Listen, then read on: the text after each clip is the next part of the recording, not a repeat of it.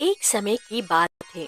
भीमपुर नामक राज्य में मीरा नाम की एक गरीब लड़की अपने तीनों भाइयों के साथ रहती थी।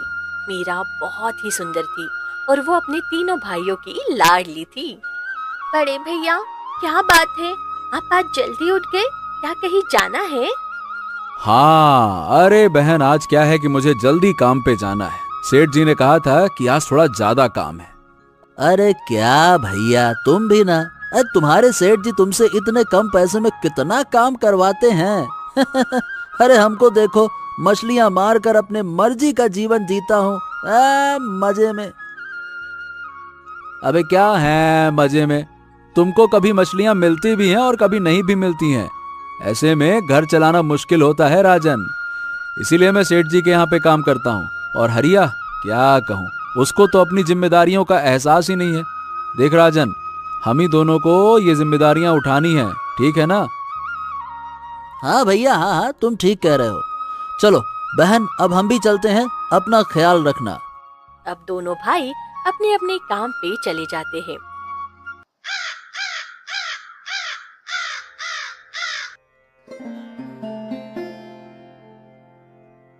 हरिया भैया, उठिए ना, कब तक सोएंगे? सूरज सर पे आ गया है।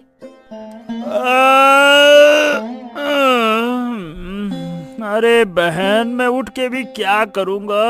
मुझे अभी कोई काम नहीं है, सोने दो। हरिया इतना कहकर फिर से सो जाता है। ओहो, भैया तो उठ ही नहीं रहे हैं।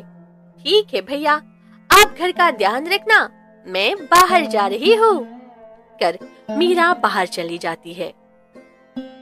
आहा, आज कितना अच्छा मौसम है, इतनी ठंडी ठंडी हवाएं चल रही है, मानो स्वर्ग से आ रही हो। एक काम करती हूँ, झील के पास जाती हूँ, वहाँ मेरे मन को और ज्यादा शांति मिल जाएगी।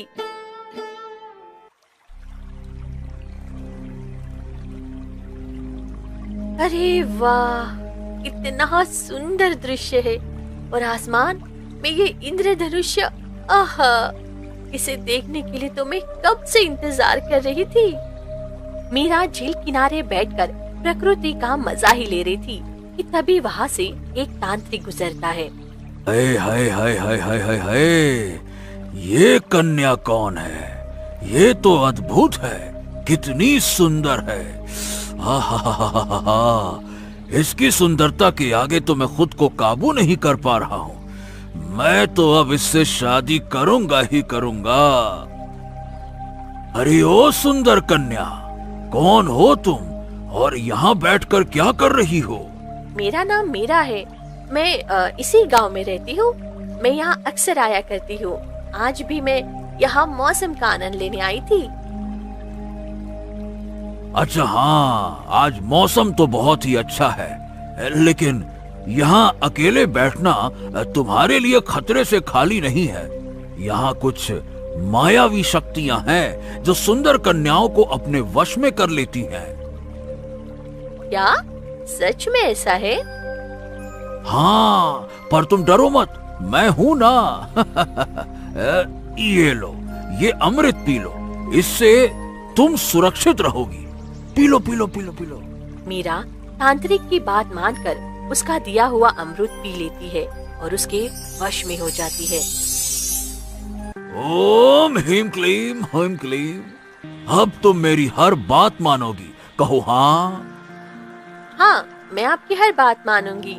आप जो कहेंगे मैं वो करूंगी। हाँ तो ठीक है, अब से तुम मुझसे रोज मिलने यहाँ पे आया करोगी।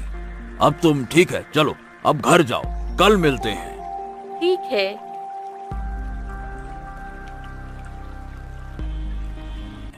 हेलो, ए मीरा, ए कहाँ चली गई थी तुम? मैं तुमको कब से ढूंढ रहा हूँ, हैं? बोलो। अरे बोल काहे नहीं रही हो, कुछ तो बोलो। ए मीरा, ए मीरा।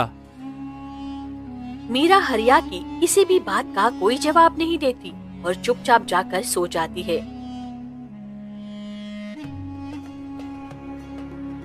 अरे ये मीरा कहाँ चली गई, वो भी इतनी सुबह सुबह? मीरा, अरे ओ मीरा, मीरा, अरे कहाँ हो मीरा? ए राजन, मीरा तो घर में है ही नहीं। मैंने ढूंढ लिया उसको हर जगह, वो कहीं नहीं मिली। अभी किशन राजन से कह ही रहा था कि तभी मीरा घर में आती है।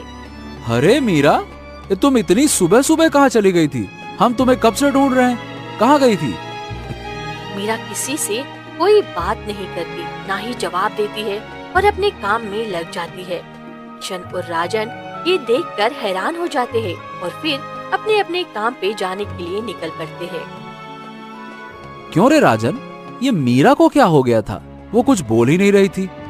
अरे भैया, हो सकता है कि उसकी कुछ तबीयत ठीक ना हो। लड़कियों को कभी कभी इस तरह की समस्या हो जाती है। अच्छा, आप परेशान मत हो, कल तक वो ठीक हो जाएगी।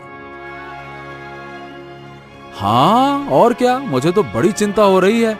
मेरी बहन पहले की तरह हंसती खेलती और चहचहाती रहे, बस। भला मुझे और क्या चाहिए?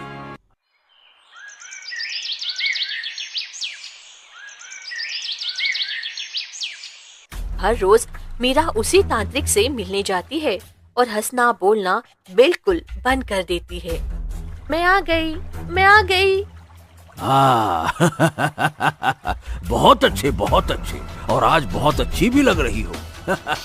बस ऐसे ही मेरी बात मानती रहो, मैं तुम्हें बहुत आगे तक ले जाऊंगा। तुमसे शादी करूंगा और फिर हम अपनी अलग दुनिया बनाएंगे। मैं तुम्हें भी एक तांत्रिक बना दूंगा।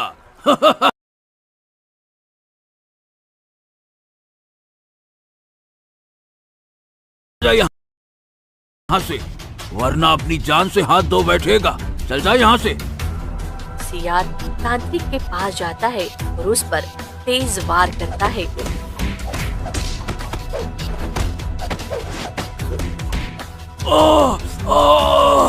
अरे तूने मुझे मारा, मैं तुझे छोड़ूंगा नहीं। तांत्रिक की एक मोतियों की माला टूट जाती है। माला टूटते ही मीरा होश में आ जाती है।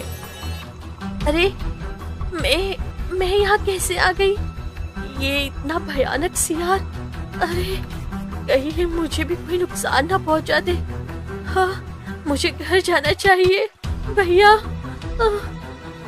मीरा ये सोचकर जल्दी से घर की ओर भागती है। हाँ, हे भगवान, आज तो मैं बाल बाल बच गई हूँ।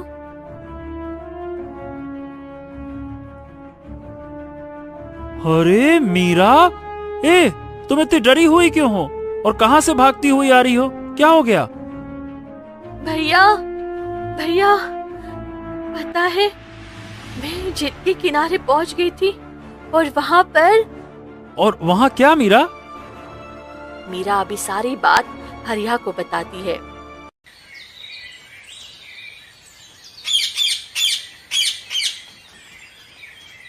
अगले दिन मीरा, क्या तुम उस अमरूद पिलाया था, फिर उसके बाद क्या हुआ मुझे कुछ याद नहीं है। अच्छा, तो इसका मतलब ये हुआ कि उसने तुम्हें अपने वश में कर लिया था। अच्छा मीरा, अब तुम झील किनारे मत जाना, वरना तुम्हें खतरा हो सकता है, ठीक है? ठीक है भैया।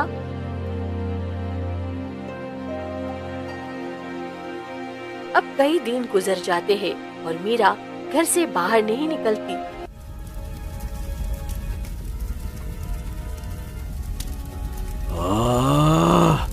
अब मैं उस सुंदर कन्या को देखे बिना रह नहीं सकता। मुझे कुछ न कुछ तो करना ही होगा। अब मैं तांत्रिक वेश बदलकर मीरा के घर जाता हूँ।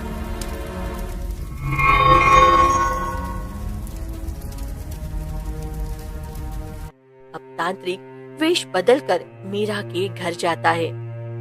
अलक निरंजन, अलक निरंजन। अरे प्रणाम साधु महाराज।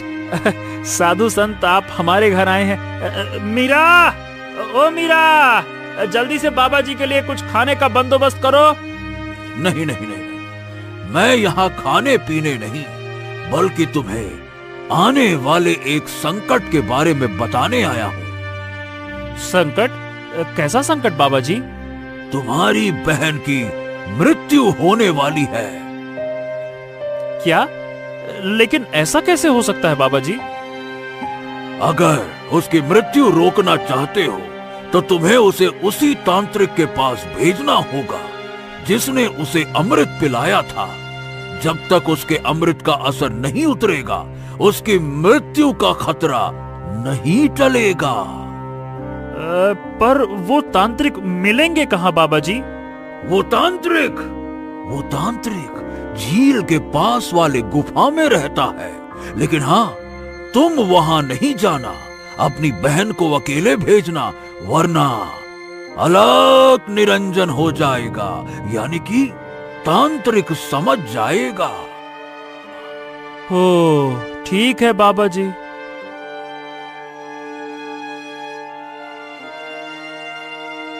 अब हरिया परेशान होकर किशन और रमेश के पास जाता है।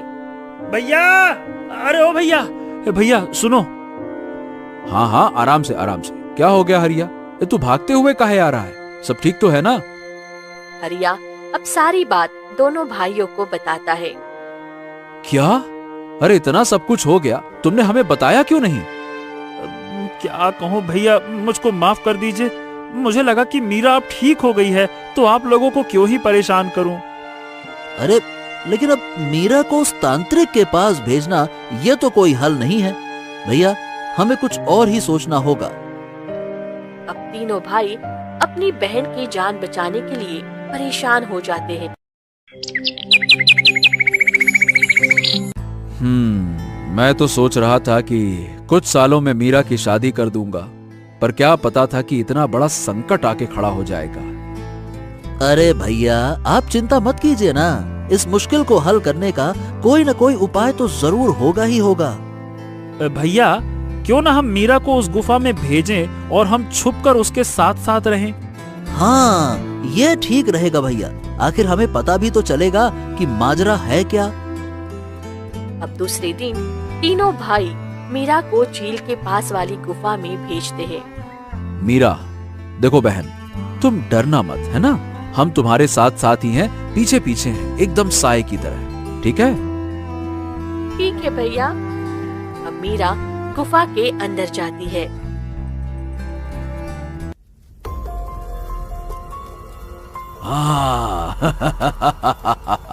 आ गई तुम।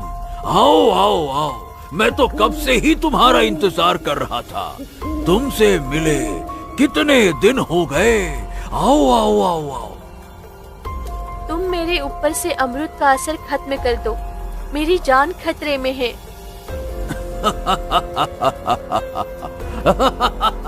कितनी भोली हो तुम। मेरे अमृत का असर तो पहले ही खत्म हो चुका था, तभी तो तुम अपने होश में आई थी। मैंने तो ये सब तुम्हें यहाँ बुलाने के लिए किया है। अरे वो कोई साधु संत नहीं, बल्कि मैं ही वेश बदल कर आया था। अलग निरंजन, याद आया? तांत्रिक की सारी बातें तीनों भाई सुन लेते हैं।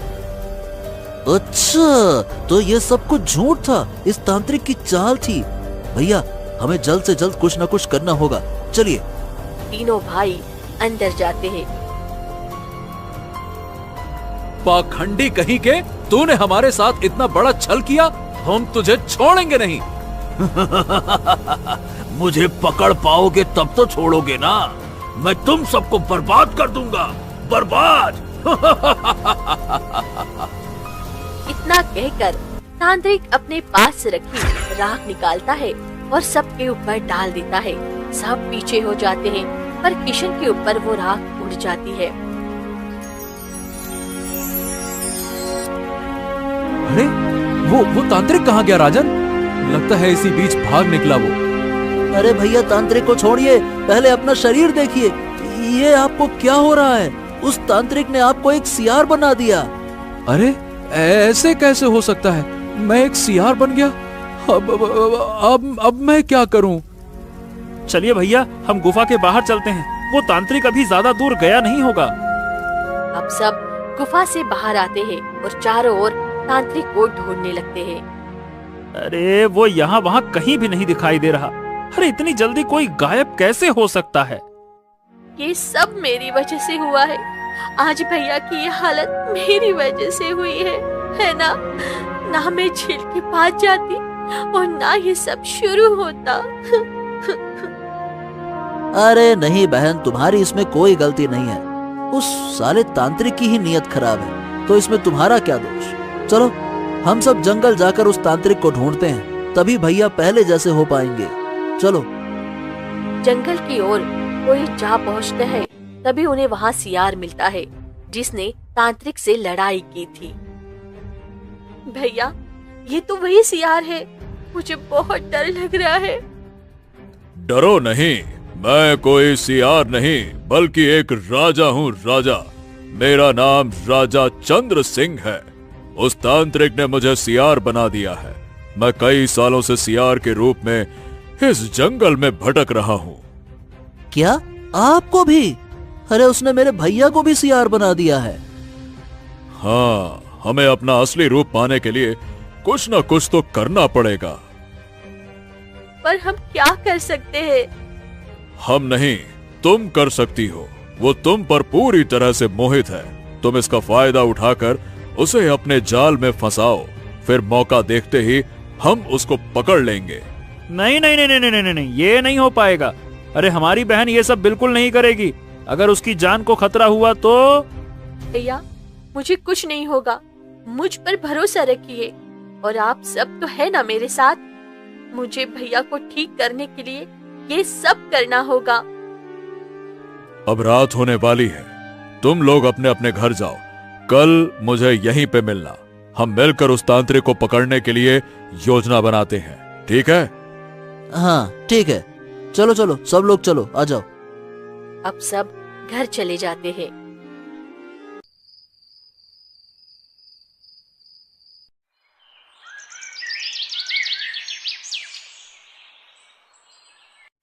भैया चलिए, हमें जंगल जाना है।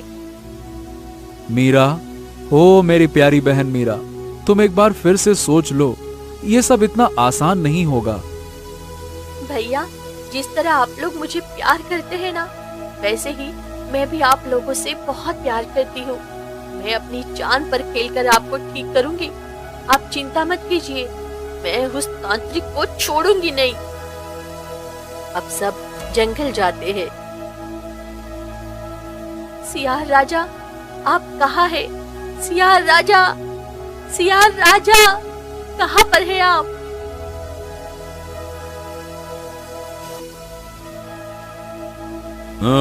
आ गए तुम सब। ठीक है, तुम अकेली उस तांत्रिक के पास जाओगी और उसे बातों में फंसाकर उसे ये अमृत पिला देना, और जब वो मदहोश हो जाए तो हम उसे पकड़ लेंगे। ठीक है, ये मुझे दीजिए। मीरा बहन, अपना ख्याल रखना। हाँ भैया, आप चिंता मत कीजिए। मीरा अब झील की ओर निकल पड़ती है।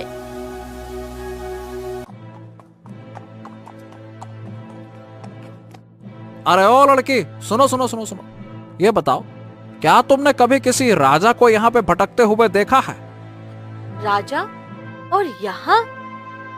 हाँ हाँ, हमारे राज्य के राजा कई सालों पहले यहाँ शिकार पर आए थे और फिर वो कभी वापस ही नहीं लौट कर आए। इसीलिए हम आज तक उन्हें तलाश रहे हैं। मैं जानती हूँ वो कहाँ है। आइए मेरे साथ। मीरा अब मंत्री जी को सियार राजा के पास लेकर जाती है।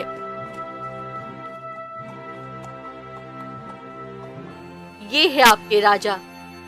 अरे ओ लड़की, ये क्या बेहुदा मजाक है? हम सब परेशानी में हैं और तुम्हें मजाक सोच रहा है, हैं? मैं मजाक नहीं कर रही हूँ, सच में यही राजा चंद्र सिंह है। अब मीरा मंत्री जी को सारी बात बताती है। क्या ये सच है? अब मुझे तो विश्वास नहीं हो रहा तुम्हारी बातों पर। मंत्री जी, ये लड़की मीरा ठीक कह रही है। मैं ही राजा चंद्र सिंह हूँ। मैंने आपको कितनी बार बताने की कोशिश की, पर आप मुझसे डर कर भाग जाते थे। हाँ, महाराज, महाराज मुझे माफ कर दीजिए, मैंने आपको पहचाना नहीं था। आप उस तांत्रिक का पता बताइए, हम उसको छोड़ेंगे नहीं। बताइए महाराज। आप चिंता मत कीजिए मंत्री जी, हम सब ने उसका इंतजाम कर लिया है, बस आप हमारे साथ आइए, चलिए। सब लोग तांत्रिक की गुफा के पास जाते हैं। मीरा, तुम अंदर जाओ, हम सब बाहर छुपकर तुम्हारा इंतजार कर रहे हैं। तुम उसे बातों में फंसाकर बाहर ले आना, ठीक है ना? ठीक है महाराज। मीरा गुफा के अंदर जाती है। तांत्रिक जी, मुझे माफ कर दीजिए। मुझे नहीं पता था कि मेरे भाई लोग भी मेरे पीछे आ रहे हैं। आप अगर इस गुफा में हैं, तो सामने आइए, मुझे आपसे बात करनी है। हो, ये तो चमत्कार हो गया। क्या बात कर रही हो? क्या तुम सच कह रही हो? जी, मैं भी आपको मन ही मन पसंद करती हूँ और आपसे शादी करना चाहती हूँ। इससे पहले मेरे भाई लोग मुझे ढूंढते हुए यहाँ आ जाए, क्यों ना हम शादी कर ले? हाँ हाँ, क्यों नहीं, मैं भी तो यही चाहता हूँ। मीरा तांत्रिक की बातों में लगाकर चुपके से तांत्रिक के अमृत को अपने अमृत से बदल देती है। हाँ, हम शादी करेंगे, मगर उससे पहले तुम्हें ये अमृत पीना होगा। ये रस्म हम तांत्रिक शादी से पहले करते हैं। ठीक है, मैं ये अमृत पी लूंगी, मगर पहले आप इस अमृत को पिएंगे। मुझे डर है कि कहीं इसमें जहर तो नहीं। नहीं, मैं तुम्हें जहर क्यों दूंगा भाई? ये देखो, मैं इसे पीकर दिखाता हूँ। देखो, मुझे कुछ नहीं होगा। देखो।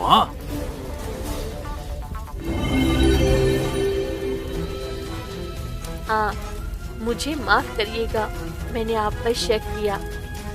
तांत्रिक अब धीरे धीरे मदहोश होने लगता है। मुझे यहाँ घुटन हो रही है, चलिए ना हम बाहर चलकर शादी करते हैं। हाँ, अब तुम जो कहोगी मैं वही करूँगा। मीरा के साथ जैसे ही बाहर आता है, राजन और हरिया उसे पकड़ लेते हैं। सुनो, तुम हमें और किशन को ठीक करो, वरना हम तुम्हें मार डालेंगे।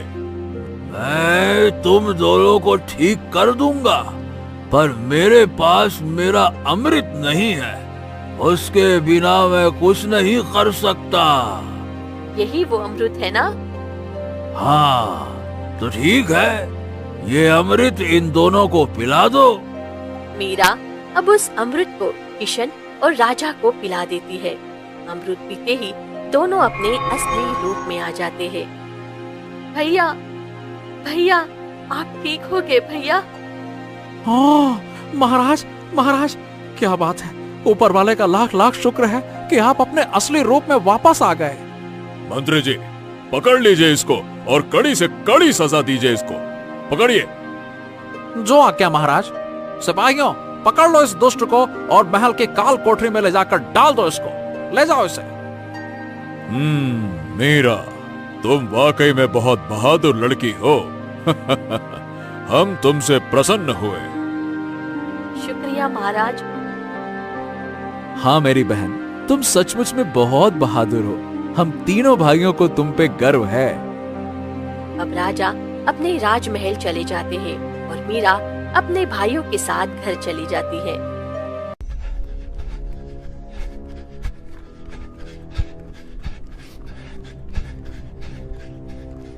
हे तिलिस्मी पत्थर, हट जा मेरे रास्ते से और मुझे अंदर जाने दे, क्योंकि इस गुफा में मेरे पूर्वजों का बेशकीमती खजाना छिपा है, जिस पर सिर्फ मेरा हक है।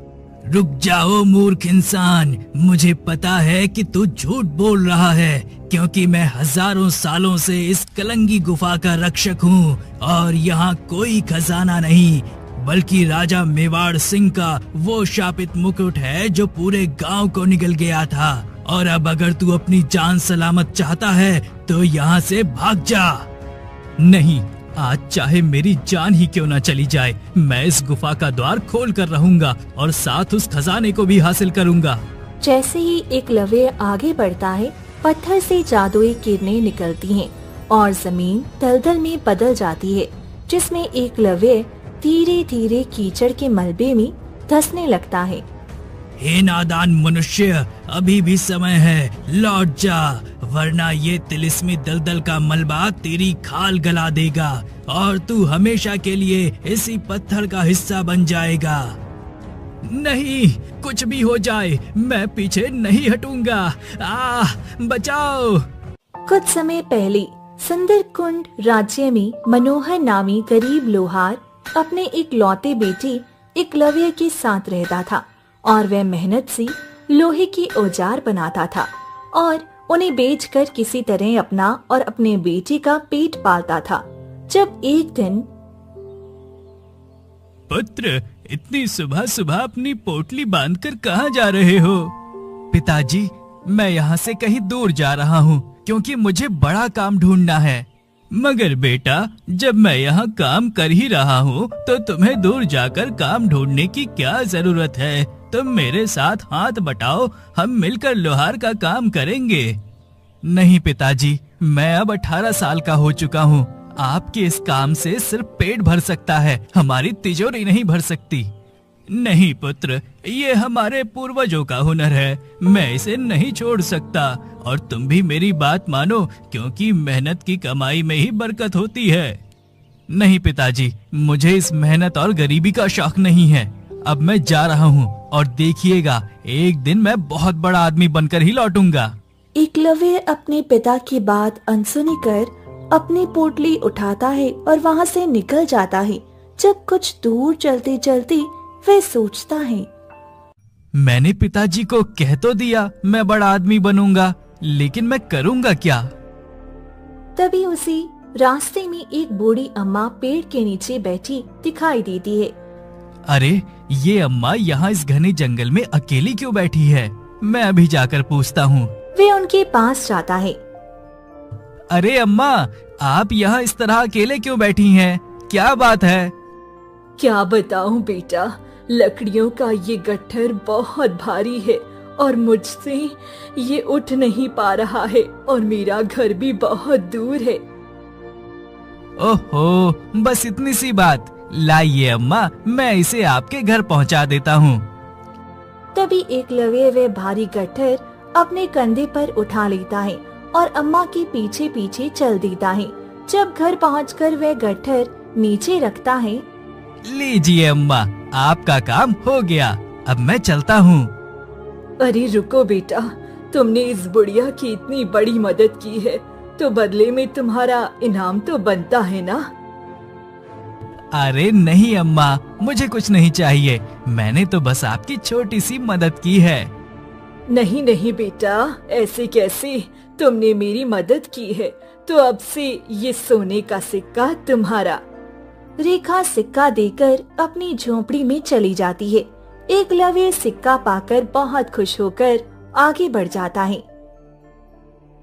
अम्मा कितनी अच्छी थी, मेरी एक छोटी सी मदद के बदले उन्होंने मुझे सोने का सिक्का दे दिया। खैर, अब मैं काम की तलाश में आगे बढ़ता हूँ। एकलव्य अब घने जंगल की ओर जाने लगता है। तभी अचानक उसे एक कुत्ता दिखाई देता है जो अपने मुंह में एक घायल कबूतर को दबाकर ले जा रहा होता है। अरे ये क्या? ये कुत्ता तो इस मासूम और घायल कबूतर को मार डालेगा। नहीं, मुझे इसे बचाना होगा।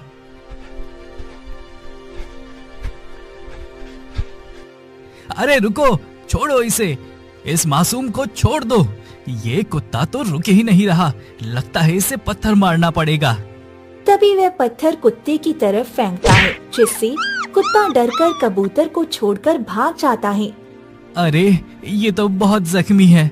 वैसे अच्छा हुआ जो मैं समय पर आ गया, वरना ये कुत्ता तो इसे मार ही देता।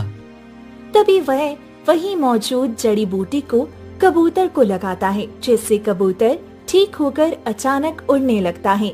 अरे ये अभी उड़ कैसे सकता है? ये तो बहुत घायल था। अरे कहीं ये गिर ना जाए, मुझे इसके पीछे जाना चाहिए। अरे रुको, तुम गिर जाओगे, तुम अभी भी जख्मी हो। कबूतर उड़कर एक पेड़ की डाल पर बैठ जाता है।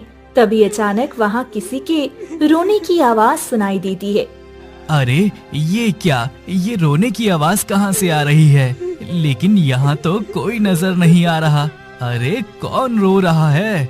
आवाज तो किसी लड़की के रोने की लग रही है, पर यहाँ इस कबूतर के अलावा कोई नहीं दिख रहा। तभी उसकी नजर कबूतर पर जाती है, जिसकी आंखों से आंसू गिरते दिखाई देती हैं। अरे ये आंसू तो कबूतर की आंखों से बह रहे हैं, लेकिन आवाज लड़की की है। मुझे आजाद करो, मुझे आजाद करो। तुम बोल सकते हो? मैंने पहली बार बोलने वाला कबूतर देखा है। तुम कौन हो और तुम्हारी आवाज किसी लड़की जैसी क्यों है? खजाना, जंगल में खजाना, मुझे आजाद करो। इससे पहले कि एकलव्य कुछ और पूछता, कबूतर अचानक गायब हो जाता है। ये गायब कैसे हो गया?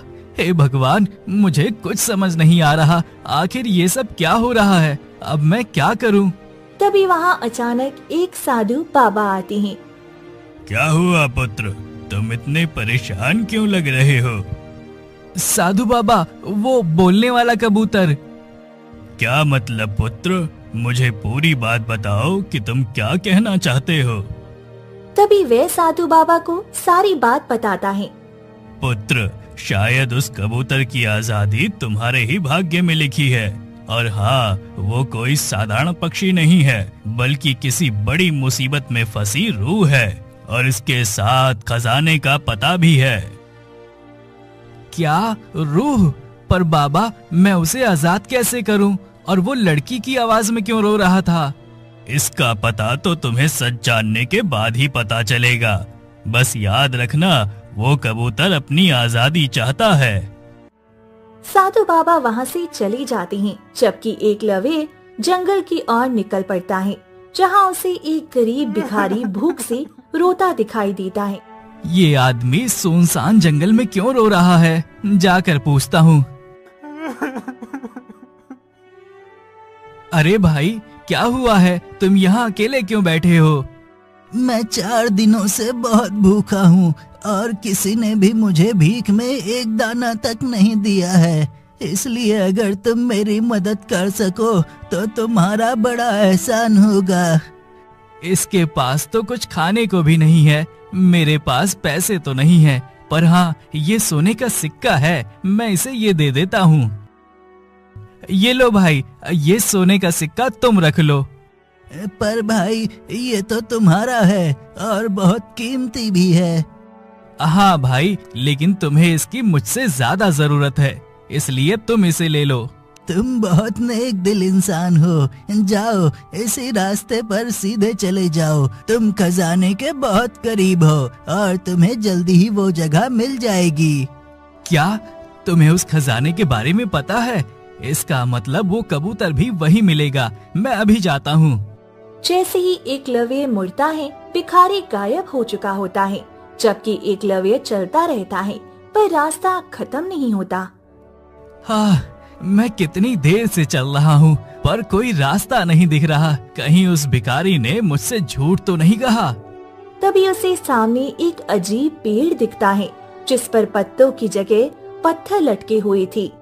अरे, ये कैसा विचित्र पेड़ है? यहाँ पत्तों की जगह पत्थर लटके हुए हैं।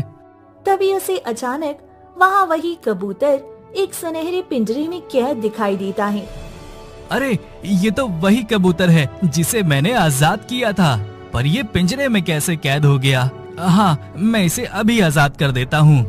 नहीं एकलव्य, मेरे पास मत आना, मुझे मत छूना। पर अगर मैं पिंजरे को छूऊंगा नहीं तो इसे खोलूंगा कैसे? तुम डरो मत, मैं तुम्हारी मदद जरूर करूंगा। तभी अचानक धुआं उठता है और एक विशाल भयानक राक्षस प्रकट होता है। ठहर जा मूर्ख मानव, तुम मेरी कैद को आजाद नहीं कर सकता। तेरी हिम्मत कैसे हुई यहाँ कदम रखने की? तुम कौन हो और इस बेजुबान पंछी को कैद करके क्यों रखा है? इसे आजाद कर दो। इतनी आसानी से नहीं। अगर तू इसकी आजादी चाहता है तो तुझे इस नदी की गहराइयों में उतरकर जल लोक से मेरा जादुई चिराग लाना होगा, मगर याद रहे तुझे उसे घिसना नहीं है। ठीक है, इसकी जान बचाने के लिए मैं किसी भी खतरे का सामना करने को तैयार हूँ। सोच ले, जल लोक से आज तक कोई जिंदा वापस नहीं आया है। वहाँ कदम कदम पर मौत का साया है। नहीं, मैं इस बेजुबान को तुम्हारे पास तड़पने के लिए नहीं छोड़ सकता, इसलिए मैं वहाँ जाऊंगा। ये कहकर वह सामने बहती नदी में छलांग लगाता है और जैसे ही वह पानी की गहराई में पहुँचता है वह हैरान रह जाता है। अरे, मैं तो नदी के अंदर था, पर ये जगह तो बिल्कुल अलग है। यहाँ तो अलग ही चमकीली दुनिया बसी है, लेकिन अब मुझे वो चिराग कहाँ मिलेगा? वह सोचते हुए आगे बढ़ जाता है जब उसे सामने चमकता हुआ जादुई चिराग दिखाई देता है। अरे, उस राक्षस ने तो कहा था यहाँ बहुत खतरा है, पर ये चिराग तो मुझे कितनी आसानी से मिल गया। जैसे ही वह चिराग उठाने के लिए हाथ बढ़ाता है तभी एक विचित्र प्राणी उसके सामने आ जाता है। तुम यहाँ क्यों आए हो और इस चिराग को हाथ लगाने की हिम्मत कैसे की? तुम कौन हो? मैं इस जल लोक का रक्षक हूँ और मुझे पता है कि तुम यहाँ किसी लालच में आए हो, लेकिन तुमने यहाँ आकर गलती कर दी, क्योंकि यहाँ जो भी एक बार आता है वो यहाँ से जिंदा नहीं जाता। देखो, मुझे बस ये चिराग चाहिए ताकि मैं उस मासूम पंछी की जान बचा सकूं। कृपया मुझे ये ले जाने दो। अच्छा, तो तुम्हें ये चिराग चाहिए, पर मैं तुम्हें ये नहीं दूंगा। लेकिन हाँ, अगर तुम चाहो तो यहाँ पड़ा ढेर सारा खजाना ले सकते हो, क्योंकि मुझे पता है कि तुम गरीब हो और अमीर बनने निकले थे ना। तो ये खजाना लो और यहाँ से चले जाओ। तभी वहाँ ढेर सारा खजाना दिखाई देता है। नहीं, मुझे इस खजाने का कोई लालच नहीं है। हाँ, मैं अमीर बनना चाहता हूँ, पर किसी की जान का सौदा करके नहीं। और मेरे लिए उस पंछी की आजादी इस खजाने से कहीं बढ़कर है, इसलिए मुझे तुम्हारा खजाना नहीं चाहिए। तभी सारा खजाना अचानक गायब हो जाता है और वह विचित्र प्राणी गुस्से से लाल हो जाता है। अच्छा, तो तुम्हें ये खजाना नहीं चाहिए? ठीक है, जैसी तुम्हारी इच्छा, क्योंकि मैंने तुम्हें अमीर बनने का मौका दिया था, पर तुम मूर्ख निकले। अब अपनी जान से हाथ धोने के लिए तैयार हो जाओ। ठीक है, अगर मेरी किस्मत में मरना ही लिखा है तो तुम मेरी जान ले लो, लेकिन मैं इस चिराग को लेकर ही जाऊंगा ताकि उस मासूम की जान बचा सकूं। विचित्र प्राणी अपने जादू से एकलव्य पर हमला करता है, लेकिन एकलव्य बिना डरे बस अपनी आंखें बंद कर लेता है। पर जब उसे कोई दर्द महसूस नहीं होता तब वह धीरे से आंखें खोलता है। अरे, मैं तो जिंदा हूँ, मुझे कुछ हुआ क्यों नहीं? हाँ, क्योंकि तुम एक सच्चे और बहादुर इंसान हो और तुम्हारे मन में लालच नहीं है, बल्कि तुमने खजाने के बदले दूसरों की जान बचाना बेहतर समझा, इसलिए अब से ये चिराग तुम्हारा हुआ। एकलव्य चिराग लेकर पानी से बाहर आता है और तेजी से कबूतर के पास जाता है जहाँ राक्षस सो रहा होता है। प्यारे कबूतर, देखो, मैं ये चिराग ले आया। अब जल्दी से मैं इसे राक्षस को दे देता हूँ ताकि वो तुम्हें आजाद कर दे। नहीं एकलव्य, ये चिराग उस राक्षस को मत देना, बल्कि इसे लेकर तुम किसी सुनसान जगह पर ले जाकर घिस दो, क्योंकि अगर ये चिराग उस राक्षस के हाथ लग गया तो हम दोनों की मृत्यु निश्चित है। जाओ, भाग जाओ यहाँ से। एकलव्य तुरंत बिना कुछ कहे कबूतर की बात मानकर वहाँ से निकल जाता है और तभी राक्षस की नींद खुलती है और वह गुस्से से चिल्लाता है। तूने क्या किया मूर्ख पंछी? तूने उसे भगा दिया। मुझे वो चिराग चाहिए, मैं उसे नहीं छोड़ूंगा। एकलव्य एक सुनसान जगह जाता है और चिराग को ध्यान से देखता है। समझ नहीं आ रहा कि कबूतर ने मुझे इसे सुनसान जगह पर ले जाकर घिसने को क्यों कहा। चलो, मैं इसे घिस कर देखता हूँ। जैसे ही वह चिराग को घिसता है, उसमें से धुआं निकलता है और एक विशाल जिन प्रकट होता है। जो हुक्म मेरे आका, बताइए, मैं आपकी क्या सेवा कर सकता हूँ? अरे, तुम तो जिन हो। जी आका, मैं जिदाशु जिन हूँ और ये मेरा घर है। आपने मुझे आजाद किया है, इसलिए अब से मैं आपका गुलाम हूँ। अब मुझे आप आदेश दीजिए। अच्छा, तो तुम जिदाशु जिन हो? तो ठीक है, तो तुम मुझे ये बताओ कि वो कबूतर कौन है और उस राक्षस की कैद में क्यों है? आका, वो कोई साधारण कबूतर नहीं है, बल्कि सफेद लोक की राजकुमारी अप्सरा है। क्या अप्सरा? मैं कुछ समझा नहीं। तभी जिदाशु जिन एक दृश्य दिखाता है। दृश्य सफेद लोक के बगीचे में राजकुमारी अप्सरा अपनी सहेली वर्षा के साथ बैठी है। तुम्हें पता है वर्षा, पिताजी विवाह के बाद मुझे रानी और राजकुमार वैद को यहाँ का राजा घोषित करने वाले हैं। ये तो बहुत अच्छी बात है। खैर, अब मैं चलती हूँ, मुझे देर हो रही है। वर्षा वहाँ से जाती है, पर उसकी पायल वहीं गिर जाती है। अरे, ये वर्षा की पायल तो यहीं रह गई। एक काम करती हूँ, मैं इसे दे आती हूँ। अप्सरा वर्षा के पीछे जाती है, जबकि दूसरी तरफ वर्षा राजकुमार वेद के पास पहुँचती है। राजकुमार वेद, मैं आपके लिए एक बहुत बड़ी खुशखबरी लेकर आई हूँ।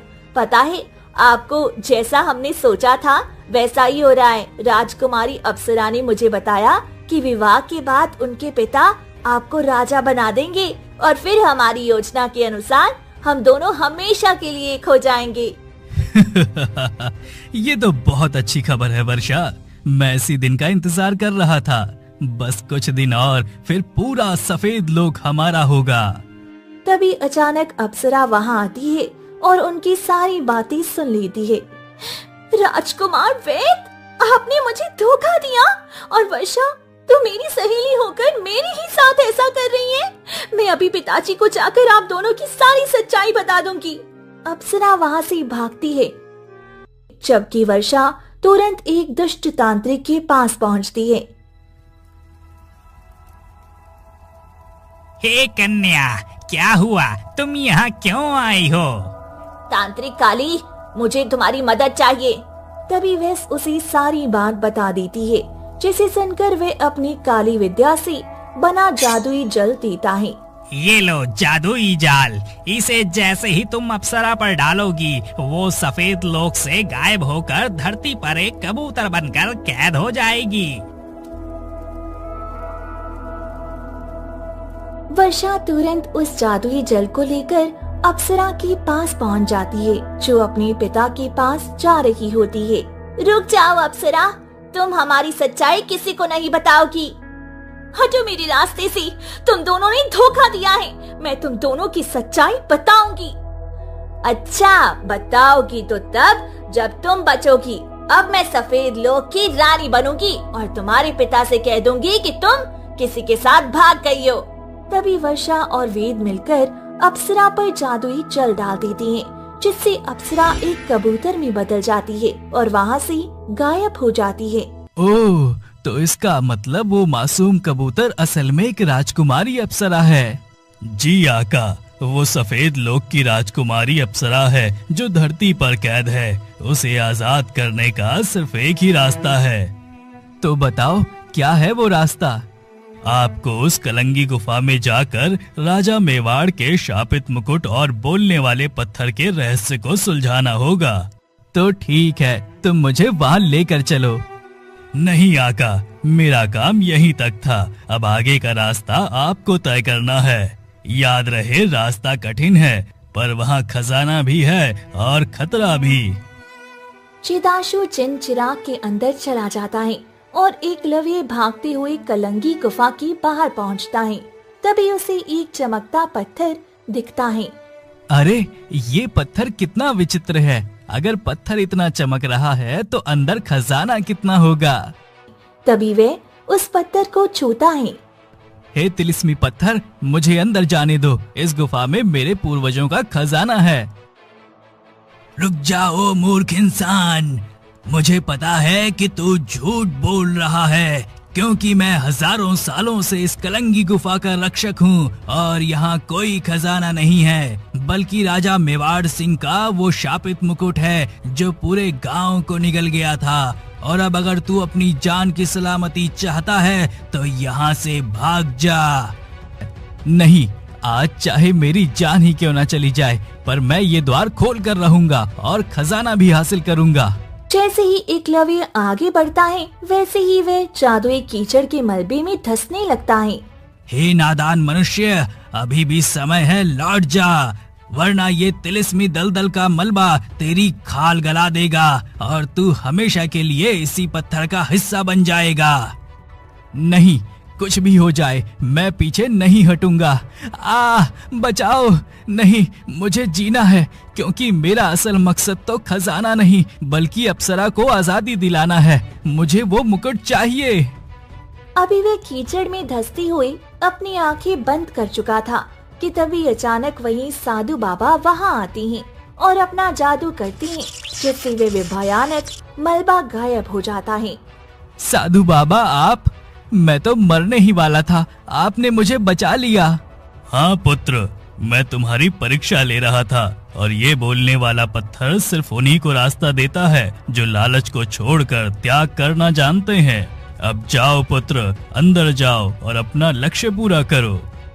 तभी एकलव्य गुफा के अंदर कदम रखता है, जहाँ चारों तरफ सोने चांदी का ढेर लगा है, जिसके बीच में वह जादुई मुकुट चमक रहा होता है। रुक जाओ युवक, तुम परीक्षा में सफल हुए, इसलिए ये सारा खजाना तुम्हारा हुआ। अब इसे ले लो और यहाँ से चले जाओ, क्योंकि अब ये खजाना तुम्हारा है। लेकिन याद रहे, अगर तुमने वो मुकुट उठाया तो खजाना गायब हो जाएगा और तुम फिर से गरीब हो जाओगे। मुझे ये धन दौलत नहीं चाहिए, मैं यहाँ खजाने के लिए नहीं बल्कि राजकुमारी अप्सरा की रूह को आजाद करने के लिए आया हूँ। सोच लो, इसके बाद तुम जीवन भर एक साधारण लोहार की तरह गरीबी में जियोगे। क्या तुम एक कबूतर के लिए अपनी अमीरी कुर्बान कर दोगे? हाँ, किसी की जान बचाना अमीरी से कहीं बढ़कर है, इसलिए अब तुम मुझे ये मुकुट दे दो। जैसे ही एकलव्य मुकुट उठाता है, सारा खजाना गायब हो जाता है। जबकि वह मुकुट लेकर गुफा से बाहर आता है, तभी सामने उसे कबूतर दिखता है। तुम तो पिंजरे में कैद थे ना, तो तुम यहाँ कैसे? वो पिंजरा उस राक्षस की कैद थी, लेकिन तुमने उस जिन को आजाद करके मुझे मेरे पिंजरे से आजाद कर दिया, इसलिए मैं यहाँ आ गई। तभी ये सुनकर एकलव्य वह मुकुट कबूतर के सिर पर रखता है, जिससे वे अपने रूप में आ जाती है। धन्यवाद एकलव्य, तुमने अपनी अमीरी का त्याग करके मुझे नई जिंदगी दी है। जी राजकुमारी अप्सरा, लेकिन अब आपके सफेद लोग वापस लौटने का समय आ गया है। नहीं साधु बाबा, मैं वहाँ वापस नहीं जाना चाहती। वहाँ मेरा कोई अपना नहीं है, जिससे मैंने प्रेम किया और जिस सहेली पर भरोसा किया, उन्होंने मुझे धोखा दिया। इसलिए अब मैं वहाँ नहीं जाऊंगी, बल्कि अब मैं इस धरती पर एकलव्य के साथ रहना चाहती हूँ। पर राजकुमारी अप्सरा, मैं तो एक साधारण और गरीब इंसान हूँ, मेरे पास आपको देने के लिए कुछ नहीं है। एकलव्य, तुम्हारी जैसा सोने का दिल जिसके पास हो वह गरीब नहीं हो सकता। मैं अपनी देवीय शक्तियों का त्याग करके तुम्हारे साथ एक साधारण इंसान बनकर रहूंगी। तभी साधु बाबा अपनी शक्तियों से वहाँ फिर से खजाना प्रकट करती हैं। तुम दोनों के त्याग से मैं बहुत प्रसन्न हूँ। अब ये खजाना तुम्हारी ईमानदारी का इनाम है। साधु बाबा वहाँ से चले जाते हैं, जबकि एकलव्य अपनी पत्नी अप्सरा के साथ बहुत सारे खजाने के साथ अपने घर लौटता है, जहाँ मनोहर उसे देखकर दंग रह जाता है। बेटा, तुम इतने बड़े आदमी कैसे बन गए? और ये सुंदर कन्या कौन है? पिताजी, मैंने आपसे कहा था ना, एक दिन मैं बड़ा आदमी बनकर लौटूंगा। देखिए मैं कितना धनवान होकर लौटा हूँ और अपने साथ आपकी पुत्रवधू को भी लाया हूँ। अब आपको मेहनत करने की जरूरत नहीं, अब हम सब सुख से रहेंगे। और फिर वे तीनों सुखी से रहने लगती हैं। एक गांव में राधिका और कुसुम नाम की दो सहेलियां रहती थी। दोनों में बहुत ही पक्की दोस्ती थी। वो दोनों जहाँ कहीं भी जाती थी साथ ही जाया करती। पर कुसुम के माता पिता नहीं थे, जिस वजह से राधिका हमेशा उसका ध्यान रखती। एक सुबह राधिका कुसुम के घर गई और बोली, अरे कुसुम, आज नदी पर नहीं चलना है क्या? कहाँ पर हो तुम? अरे आई बस, आज खाना बनाने में देर हो गई। कुसुम घर से बाहर आई, जिसे देखकर राधिका ने कहा, क्यों, क्या हो गया? आज खाना बनाने में देर कैसी हुई? क्या बताऊं, आज जरा देर से उठी थी, इसी वजह से। चलो चलते हैं। हाँ हाँ चलो। इसके बाद वो लोग मटकी को लेकर नदी पर आ जाते हैं। नदी पर आने के बाद वो लोग पानी भरते हैं और फिर राधिका कुसुम से कहती है, पता है ना, हम लोगों की दोस्ती देखकर गांव वाले किस तरह की बातें करते हैं। अरे गांव वालों की क्या बात करते हो, करनी तो बातें, और वैसे भी उनकी बातें हमें अलग नहीं कर पाएगी। हाँ हाँ, फिर भी मुझे डर लगता है कि कहीं उनकी बुरी नजर हमारी दोस्ती को न लग जाए। अरे पगली, तू ऐसा क्यों कह रही है?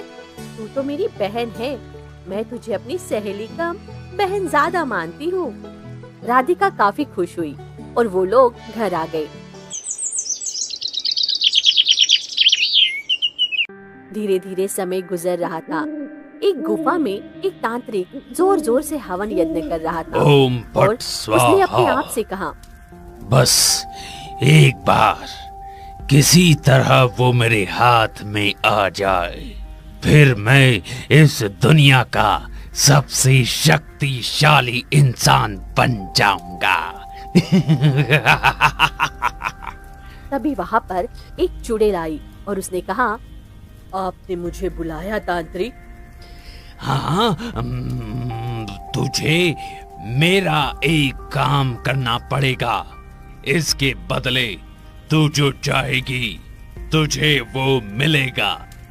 आखिर ऐसा भी क्या काम है जिसे करने के लिए तुम मुझसे हाथ मिला रहे हो?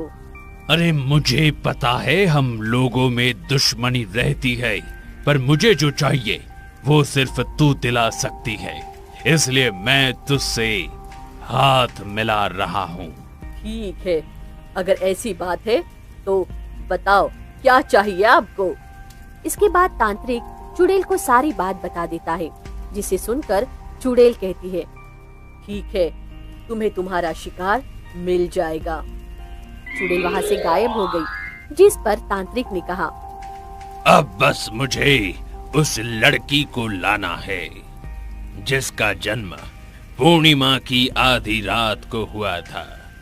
उसकी बलि देने के बाद फिर मैं उसकी बलि दूंगा, जिससे मैं अमर हो जाऊंगा। वहीं दूसरी तरफ राधिका की अचानक तबीयत खराब हो गई, जिस वजह से वो कुसुम के घर ना जा सकी, जिस पर कुसुम काफी परेशान हुई। अरे आज राधिका घर पर नहीं आई, वैसे तो रोजाना आती थी। ऐसा करती हूँ उसके घर जाती हूँ, कहीं उसकी तबीयत तो खराब नहीं हो गई। कुसुम राधिका के घर आई, जहाँ पर राधिका की माँ सीमा बैठी हुई थी। सीमा ने जब कुसुम को देखा तो कहा, अरे आओ आओ बिटिया, लगता है राधिका से मिलने आई हो। हाँ काकी, राधिका से ही मिलने आई, आज वो घर पर नहीं आई। कहाँ है वो? अरे बिटिया, उसकी तबीयत खराब हो गई है, इसलिए लेटी हुई है वो। क्या तबीयत खराब हो गई? और उसने मुझे बताया भी नहीं? मैं अभी देखती हूँ। कुसुम राधिका के पास आई, जो चारपाई पर लेटी थी। उसे देखकर कुसुम ने कहा, तुम्हारी तबीयत खराब है, तुमने मुझे बताया क्यों नहीं? अचानक से ही तबीयत खराब हो गई, बताने को समय ही नहीं मिला। चलो कोई बात नहीं, तुम आराम करो, जब तुम्हारी तबीयत ठीक हो जाए तब हम लोग साथ में नदी पर चलेंगे।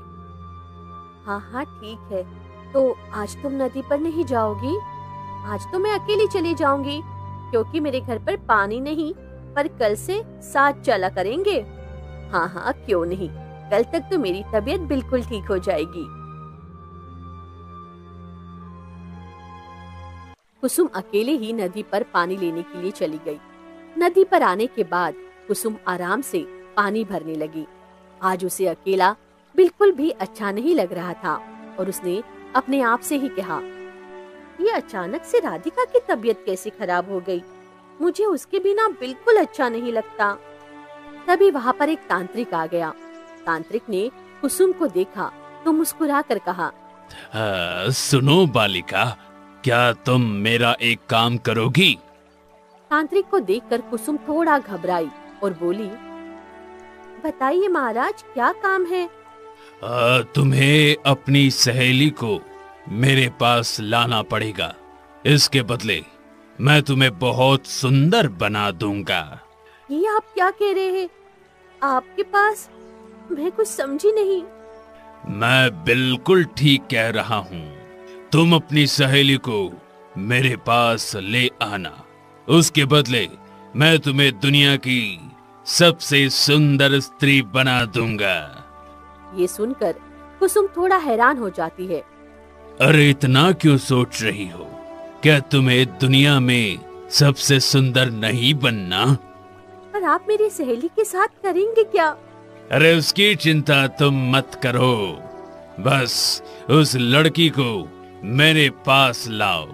उसके बदले मैं तुम्हें सबसे सुंदर लड़की बना दूंगा। तांत्रिक की बात सुनकर कुसुम के मन में लालच आ जाता है। हाँ ठीक है, अगर ऐसी बात है तो मैं अपनी सहेली को आपके पास लेकर आऊंगी। अच्छी बात है। मेरी गुफा जंगल के बीचों बीच है। इस अमावस्या तक तुम उसे ले आना। हाँ हाँ, क्यों नहीं तांत्रिक। तांत्रिक वहाँ से चला गया, जिस पर कुसुम काफी खुश हो गई। आखिरकार अब मैं दुनिया की सबसे सुंदर लड़की बन जाऊंगी। मुझे तो यकीन ही नहीं हो रहा है। दूसरी तरफ कोई दूर से ये सब कुछ देख रहा था। वो कोई और नहीं बल्कि एक परी थी, और परी ने अपने आप से कहा, मैं ऐसा कभी नहीं होने दूंगी। ये तांत्रिक मुझे और उस लड़की को मारना चाहता है, पर इस तांत्रिक को कामयाब नहीं होने दूंगी। मुझे वन देवता से बात करनी पड़ेगी। ये कहकर परी वहाँ से एक विशाल वृक्ष के पास आई और बोली, मुझे अंदर जाने का रास्ता दो वृक्ष देवता। अरे आप यहाँ पर कैसे आना हुआ? मुझे वन देवता से कुछ जरूरी बात करनी है। क्या जंगल में संकट है जो आप इतनी ज्यादा परेशान लग रही हैं? जंगल संकट में नहीं, मेरी जान संकट में है। आपकी जान? भला आपकी जान के पीछे कौन पड़ा हुआ है? मेरी जान के पीछे एक तांत्रिक पड़ा हुआ है, जिससे वो अमर हो जाए, पर मैं उसे ऐसा कभी नहीं होने दूंगी। हाँ हाँ हाँ हाँ, क्यों नहीं? अगर बुराई जीत गई तो फिर भला अच्छाई का क्या होगा? तुम चिंता मत करो, बुराई कभी भी नहीं जीतेगी। बस मुझे वन देवता से मिलने दो। इसके बाद विशाल पेड़ के अंदर से तेज रोशनी निकलती है और परी उसी के अंदर चली जाती है, जहाँ पर वन देवता आराम से बैठे हुए थे। उन्होंने जब परी को देखा तो कहा, हाँ, तुम यहाँ पर कैसे आना हुआ? परीलोक से पृथ्वीलोक का सफर कैसा रहा आपका? मैं परीलोक नहीं बल्कि पृथ्वीलोक पर ही रहती हूँ वन देवता। क्या पृथ्वीलोक पर? आपने हमें इस बारे में कुछ बताया नहीं? बताने का समय ही नहीं मिला, क्योंकि मेरी जान संकट में है और इस पृथ्वी पर भी संकट मंडरा रहा है। क्या? आखिर ऐसा भी क्या हो गया जो आप इतनी परेशान हैं? बताइए। इसके बाद परी ने वन देवता को सारी बात बताई। अच्छा, तो ऐसी बात है। तुम चिंता मत करो, हम तुम्हारे साथ हैं। हम कभी भी उस तांत्रिक को अमर नहीं होने देंगे। हाँ हाँ, इसीलिए बस मैं यही चाहती हूँ कि आप उस लड़के की रक्षा करें और कुछ नहीं। क्यों नहीं? मैं उस लड़की की जरूर रक्षा करूंगा। तुम बस उसे यहाँ पर ले आओ। दूसरी तरफ चुड़ैल चारों तरफ परी को ढूंढ रही थी। आखिर वो परी कहाँ है? मुझे मिल क्यों नहीं रही है? अगर मैं उस परी को तांत्रिक के पास नहीं ले गई तो पता नहीं वो मेरे साथ क्या करेगा। ये कहकर चुड़ैल परी को ढूंढने के लिए आगे चली गई। वही अब कुसुम राधिका को किसी भी तरह तांत्रिक के पास ले जाना चाहती थी। चलो राधिका, आज हम लोग जंगल में घूमने चलते हैं। क्या जंगल में? पर क्यों? जंगल में तो बहुत खतरा होता है ना। अरे नहीं नहीं, हम लोग ज्यादा अंदर नहीं जाएंगे, मेरा मन हो रहा है। ठीक है, अगर तुम कह रही हो तो मैं एक बार अपने माता पिता से बात कर लेती हूँ। अरे अरे, माता पिता से क्या पूछना, चलो तुम मेरे साथ। क्या तुम मुझ पर भरोसा नहीं करती हो? अरे नहीं नहीं, ऐसी कोई बात नहीं है, चलो तो फिर। राधिका कुसुम के साथ जंगल के लिए निकल गई। उन दोनों को जाता हुआ देख राधिका के पिता मुकेश थोड़े हैरान हुए। अरे अरे, ये दोनों कहाँ जा रही हैं? वैसे तो राधिका बताकर जाती थी। जब शाम को लौटकर आएगी तब बात करूंगा। हाँ। दूसरी तरफ वो लोग जंगल में आ गए। जंगल में आने के बाद कुसुम ने अपने ही मन में कहा, तांत्रिक ने बताया था गुफा बीचों बीच में है, मुझे राधिका को जंगल के और अंदर ले जाना पड़ेगा। तभी वहाँ पर एक सुंदर मोर आ जाता है, जिसे देखकर राधिका काफी खुश होती है। अरे वो देखो कुसुम, कितना सुंदर मोर है। हाँ हाँ, तुम सही कह रही हो, ये तो बहुत ही सुंदर है। तभी अचानक मोर ने कुसुम के ऊपर हमला कर दिया, जिससे वो बुरी तरह घबरा गई। अरे ये क्या, ये मुझ पर हमला क्यों कर रहा है? हाँ, मुझे भी कुछ समझ नहीं आ रहा कुसुम, चलो हम यहाँ से चलते हैं। मोर ने राधिका से कहा, अरे तुम मेरे साथ चलो, तुम्हारी जान खतरे में है। क्या तुम्हारे साथ? नहीं नहीं नहीं नहीं नहीं, आखिर तुम कौन हो? तुम बोल कैसे सकते हो? अरे मैं एक मोर ही हूँ, पर मैं कोई साधारण मोर नहीं, बल्कि जादुई मोर हूँ। और मुझे यहाँ एक परी ने तुम्हारी रक्षा के लिए भेजा है। क्या परी? ये तुम क्या कह रही हो? तुम झूठ बोल रही हो। नहीं नहीं, मैं बिल्कुल सही कह रहा हूँ। तुम्हें तुम्हारी सहेली से खतरा है, तुम मेरे साथ चलो। नहीं नहीं, तुम झूठ बोल रहे हो। मैं भला अपनी सहेली को क्यों नुकसान पहुँचाऊंगी? मैंने तो कहा ही नहीं, तुम खुद ही अपने मुंह से कह रही हो। चलो तुम मेरे साथ। नहीं, मैं तुम्हारे साथ नहीं जाऊंगी, मेरी सहेली ऐसा कुछ भी नहीं कर सकती। तभी वहाँ पर वही तांत्रिक आ गया। तांत्रिक ने जब राधिका को देखा तो काफी खुश हुआ और कुसुम से कहने लगा, आखिरकार तुम इस लड़की को ले ही आई। पर मैंने तुमसे कहा था इसे गुफा में लाना। चलो कोई बात नहीं, अब मैं यहाँ से खुद ही इसे ले जाऊंगा।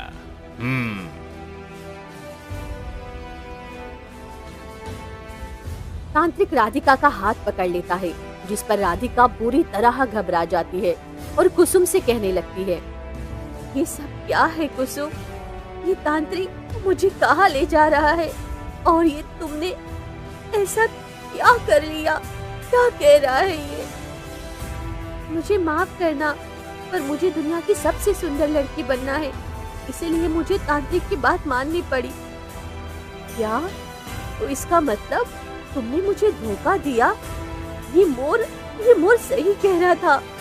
जब मोर ने ये सब देखा तो तांत्रिक पर हमला कर दिया और राधिका से कहने लगा, अरे चलो तुम मेरे साथ चलो, वरना ये तुम्हें मार डालेगा। चलो। ये सुनकर राधिका मोर के साथ भागने लगी, जिस पर तांत्रिक ने मोर को रोका। नहीं, तू मेरे शिकार को नहीं ले जा सकता। मैं ऐसा कभी नहीं होने दूंगा। ये कहकर तांत्रिक मोर पर वार करता है, पर मोर बच जाता है और राधिका से कहता है, अरे जल्दी चलो, वरना ये हमें पकड़ लेगा। चलो। उसके बाद दोनों वहाँ से भागने लगते हैं। तभी अचानक परी उन्हें वहाँ मिल जाती है, जिस पर मोर परी से कहता है, मैं इस लड़की को ले आया हूँ, पर तांत्रिक हमारे पीछे पड़ा है। अच्छा, तो तुम जल्दी से उस विशाल वृक्ष के पीछे चले जाओ, मैं तब तक उस तांत्रिक को रोकती हूँ।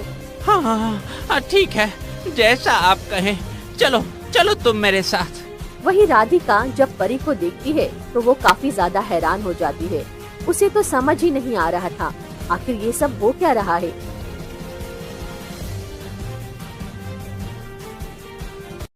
और मोर उस विशाल वृक्ष के पास ले आया। जल्दी से मेरे अंदर आओ, आओ।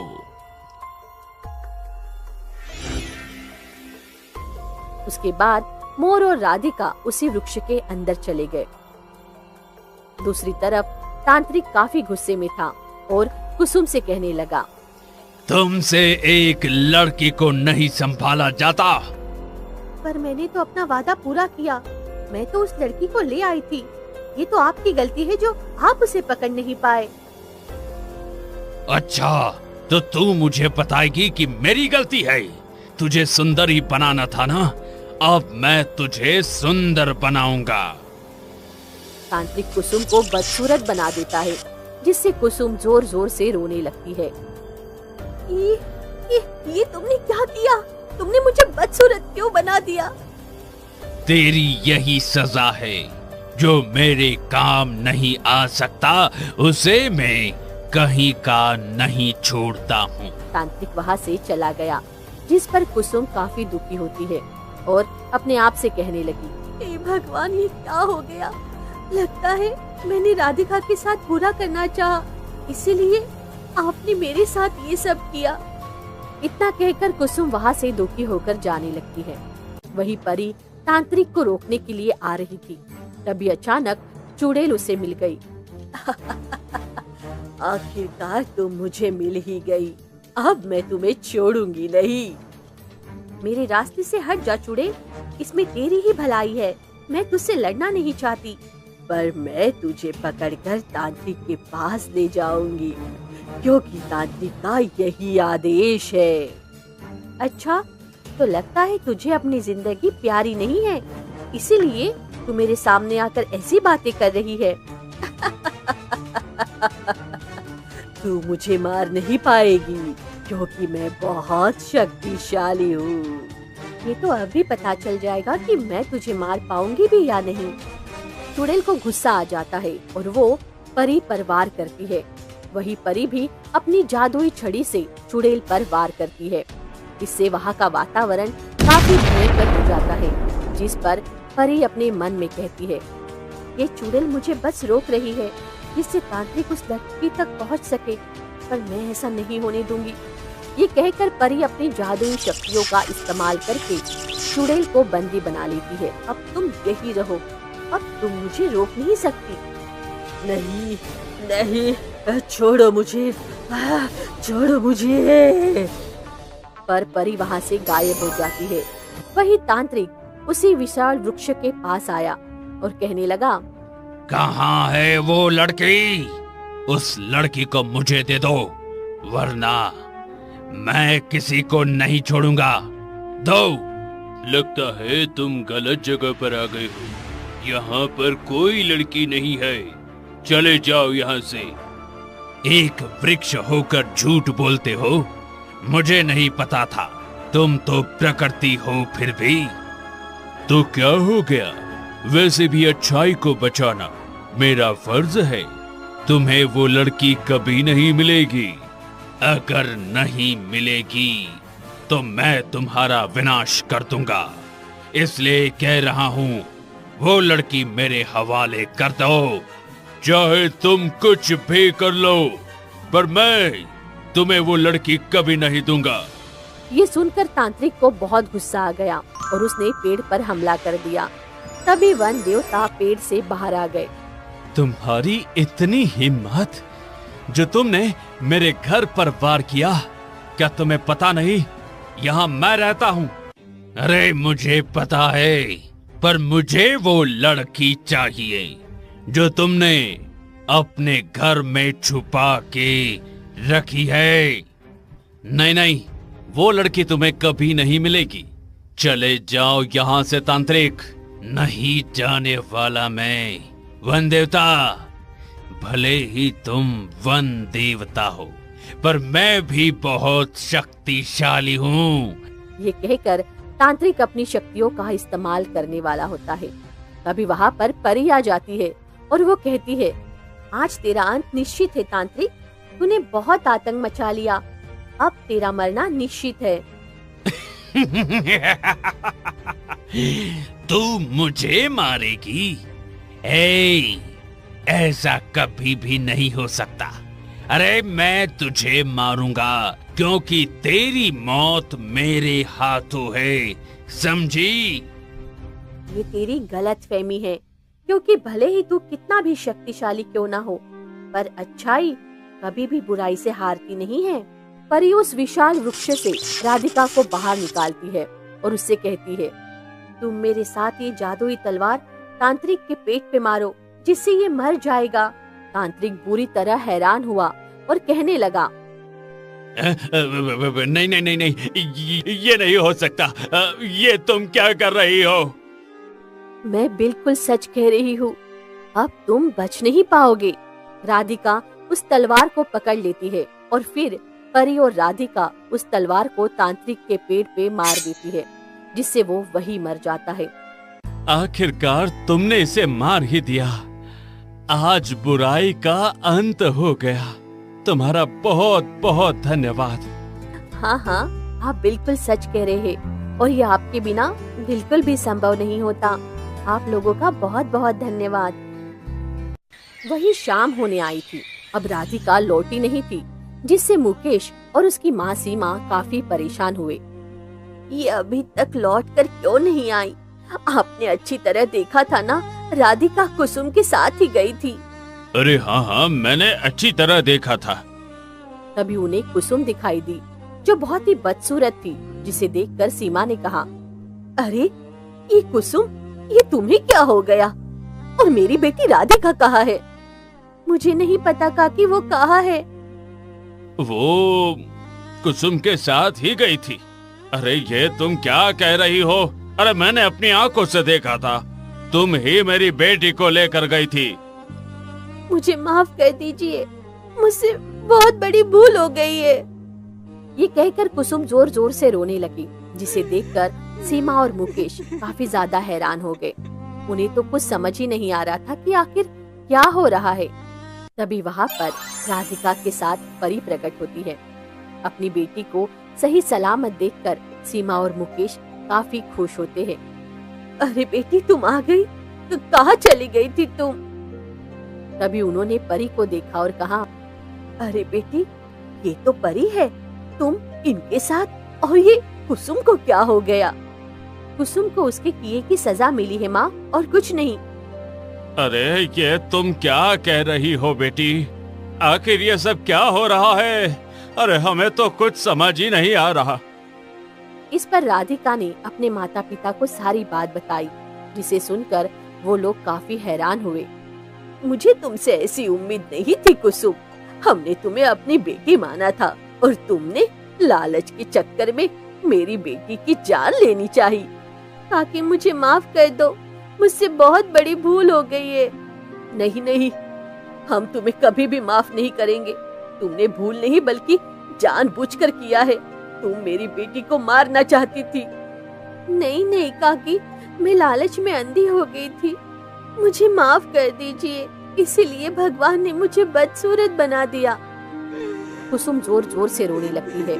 कुसुम को इस तरह रोता देख राधिका परी से कहती है, क्या मैं आपसे कुछ मांग सकती हूँ परी?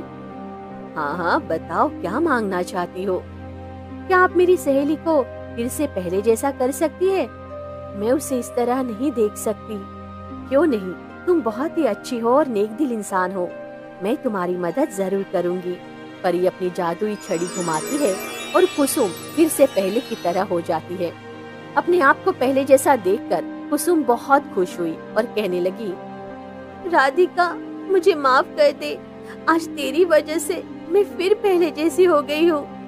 नहीं नहीं, माफी मत मांग, पर आज से तू मेरी सहेली नहीं है। ये तू क्या कह रही है?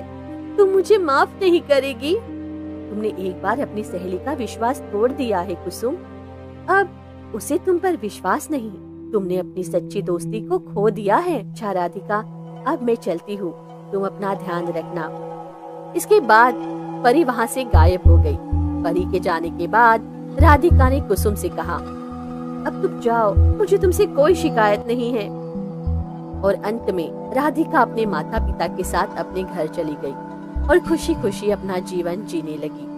तो दोस्तों, आपको हमारी ये कहानी कैसी लगी हमें कमेंट बॉक्स में जरूर बताइएगा और ऐसे ही मजेदार कहानियां सुनने के लिए हमारे चैनल को लाइक एंड सब्सक्राइब करना बिल्कुल ना भूले। धन्यवाद।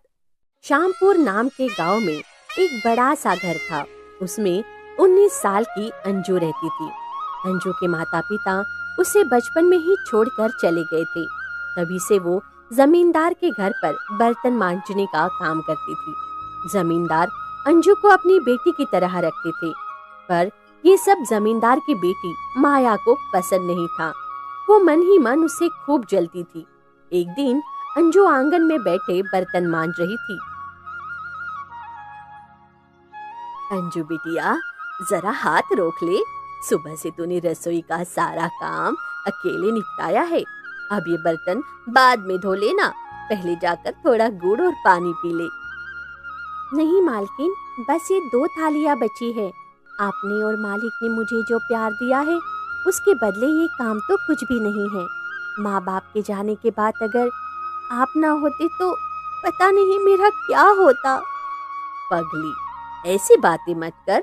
तूने इस घर को अपनी मेहनत से सींचा है। जमींदार साहब तो कहते हैं कि तेरी शादी हम अपनी बेटी की तरह धूमधाम से करेंगे। तू हमारे लिए नौकरानी नहीं, इस घर की रौनक है, रौनक। आपकी यही बातें मुझे थकने नहीं देती है मालकिन। मैं तो बस यही चाहती हूँ कि हमेशा आपकी सेवा करती रहूं। उन दोनों की ये सब बात दूर खड़ी जमींदार की बेटी माया अपने प्रेमी विक्रम के साथ खड़ी होकर सब सुन रही थी। ये सब सुन उसे बहुत गुस्सा आ रहा था। देखा विक्रम, मेरी अपनी माँ मुझे छोड़कर इस बर्तन मांजने वाली पर प्यार लुटा रही है। पिताजी भी उसके लिए गहने और कपड़े बनवा रहे हैं। मुझे लगता है कि एक दिन उसे ही इस घर की मालकिन बना देंगे। तुम सही कह रही हो माया। ये लड़की बहुत चालाक है। इसने भोली सूरत बनाकर तुम्हारे माता पिता को वश में कर लिया है। अगर इसे अभी नहीं निकाला तो तुम्हारी जायदाद में भी ये हिस्सा मांग लेगी। तो मैं क्या करूं? मैं कई बार उसकी बुराई की, पर माँ बाप उसकी तरफदारी करते हैं। मुझे कोई ऐसा तरीका बताओ जिससे वो इस घर की नजरों में हमेशा के लिए गिर जाए। मेरे पास एक तगड़ा प्लान है। तुम्हारी माँ का वो कीमती सोने का हार तिजोरी में है ना, आज रात उसे चुपके से निकाल लो। हम वो हार अंजू की कोठरी में छिपा देंगे। जब चोरी पकड़ी जाएगी तो तुम्हारे माँ बाप उसे धक्के मारकर बाहर निकाल देंगे। हाँ, ये ठीक रहेगा। आज रात सब सो जाएंगे, मैं वो हार निकाल लूंगी। फिर देखते हैं कि माँ का ये लाड़ और प्यार कहाँ जाता है।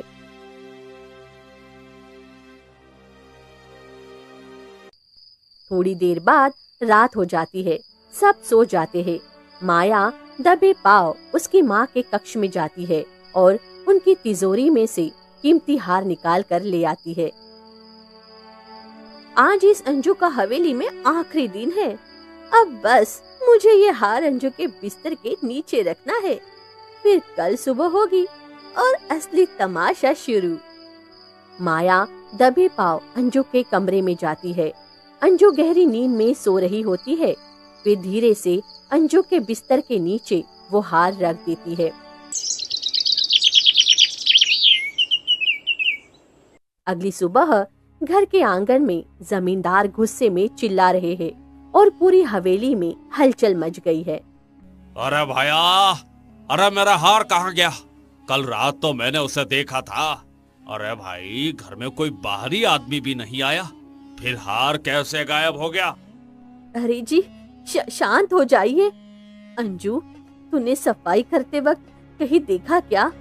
देख बेटा, अगर कहीं रखा है तो बता दे, कोई तुझे कुछ नहीं कहेगा। मालकिन, मैंने तो कमरे की तरफ कदम भी नहीं रखा। मैं तो सुबह से ही बाड़े में गायों को चारा डाल रही थी। मैं भला चोरी क्यों करूंगी? माँ, आप अभी भी इस पर भरोसा कर रही है? मैंने कल रात इसे दबे पांव आपके कमरे से निकलते हुए देखा था। उस वक्त मैंने इतना ध्यान नहीं दिया। मुझे शक है कि इसने ही हार चुराया है। इसकी कमरे की तलाशी क्यों नहीं ले लेती आप? तभी माया का प्रेमी विक्रम वहाँ आता है। जमींदार साहब, गांव में बदनामी हो रही है। अगर ये लड़की साफ है तो तलाशी लेने में क्या हर्ज है? चलिए हम खुद देखते हैं। सब लोग अंजू के कमरे में जाते हैं। विक्रम अंजू का पुराना बिस्तर उठाता है और उसके नीचे से सोने का हार चमकने लगता है। अरे अंजू, अरे ये क्या है? क्या यही तेरी वफादारी थी? हैं? अरे हमने तुझे सिर पर बिठाया और तूने हमारी ही पीठ में छुरा घोंप दिया। अंजू, मालिक, खुदा की कसम, मुझे नहीं पता ये यहाँ कैसे आया। किसी ने मुझे फंसाया है। मालकिन, आप तो मेरा यकीन कीजिए। बस कर अंजू, अब और झूठ मत बोल। सबूत तो सबके सामने है। तूने मेरा भरोसा तोड़ दिया। चली जा यहाँ से, इससे पहले कि मेरा गुस्सा और बढ़ जाए। तू यहाँ से चली जा। निकालो इसे बाहर। विक्रम, इसे धक्के मारकर गांव के बाहर छोड़ाओ। ऐसी चोरनी की यहाँ कोई जगह नहीं है। अंजू उसकी पोटली उठाती है और हवेली के बाहर निकल जाती है। जब वे गांव की सड़क पर पहुंचती है तो गांव वाले उसे ताने मारने लगते हैं। अरे भाई देखो, हैं? अरे कितनी मासूम बनती थी। जमींदार के घर डाका डाल दिया इसने। अब गांव में मुंह दिखाने लायक नहीं रही। अरे इन अनाथों का कोई ईमान नहीं होता। अब इसे कोई काम मत देना, वरना ये सबके घर साफ कर देगी। हाँ। अंजू एक घर से दूसरे घर काम मांगने जाती है, पर हर कोई दरवाजा बंद कर देता है। अंत में वो हार कर जंगल की ओर जाने लगती है। हे ईश्वर, मेरा कोई नहीं है इस दुनिया में। क्या भूखा मरना ही मेरी किस्मत में लिखा है। वो जंगल में एक ऊंचे पेड़ के नीचे बैठ जाती है। रात होने वाली है। चारों तरफ सन्नाटा है। थोड़ी देर बाद रात हो जाती है। रात होते ही अंजू का डर बढ़ जाता है और चारों तरफ सन्नाटा होता है। हे भगवान, क्या मेरी किस्मत में यही लिखा था? अनाथ होकर पैदा हुई और अब चोर बनकर मरूंगी। भूख से पेट में आग लगी है, पर इस जंगल में कौन मुझे रोटी देगा? गांव वाले ने तो मुझे पत्थर मार कर निकाल दिया है। तभी उसे पास की झाड़ियों में कुछ फड़फड़ाने की आवाज आती है। वो डर के मारे खड़ी हो जाती है। कौन है वहाँ? क्या कोई जंगली जानवर है? आ जाओ, मुझे मार डालो। वैसे भी अब इस जिंदगी में कुछ बचा ही नहीं है। भगवान, मुझे उठा ले तू। अंजू हिम्मत जुटाकर झाड़ियों के पास जाती है और देखती है कि एक सुंदर तोता घायल पड़ा है। उसके पंख लहूलुहान है। अरे, ये तो एक छोटा सा पंछी है। इसकी तो हालत बहुत ही खराब है। इस बाज ने इसे पूरी तरह जख्मी कर दिया है। बेचारा तड़प रहा है। इसकी आंखों में तो जैसे आंसू है। अंजू अपने दुखों को भूलकर तोते को अपनी गोद में उठा लेती है। उसे पानी पिलाती है और जड़ी बूटियां तोड़कर उन्हें पत्थर पर पीसकर उसके जख्म पर लगा देती है। घबराओ मत नन्हे पंछी, मैं तुम्हें कुछ नहीं होने दूंगी। तुम्हारी और मेरी किस्मत एक जैसी है। हम दोनों ही घायल हैं। ये जड़ी बूटी तुम्हारे घाव भर देगी और थोड़ा सा पानी पी लो। अंजू पूरी रात तोते की सेवा करती है।